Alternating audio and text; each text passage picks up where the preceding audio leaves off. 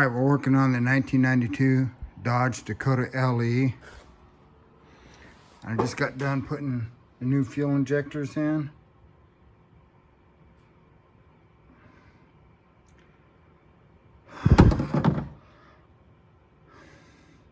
And my book did say that you should oil those. And I dipped all the injector O-rings in oil, top and bottom.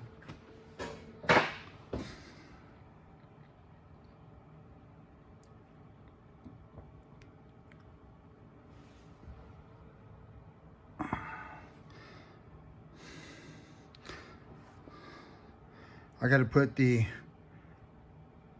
throttle body, it's called, although this isn't TBI, throttle body injected. They still refer to that as the throttle body, which is right here. And I'm using a Haynes manual, and it did tell me about the O-rings. I thought it was the book, but it wasn't. So I picked up a code on this before I tore it apart, and I don't know if this is really going to solve the problem, but it said number 5 was the problem, injector. And I checked the wiring and everything was good, and so I replaced just that injector. And I don't know, never really made any difference. Maybe something happened during, here's the old ones.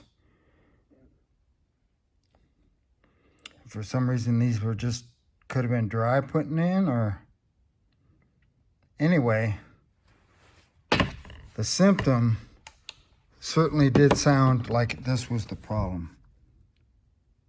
The people smelling fuel that were driving behind me. So that's the one I replaced. It didn't come out quite the same. I had to dig that stuff out with a hook. Yep.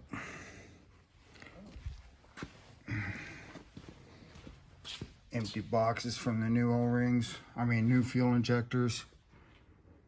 Trying to keep it all together. But I still got some interior things to do. I got to put the cover back on, you know, for the, can't see right now. Cover back on for the transfer case shifter. I'll cover the engine before I leave. So that's about it for today.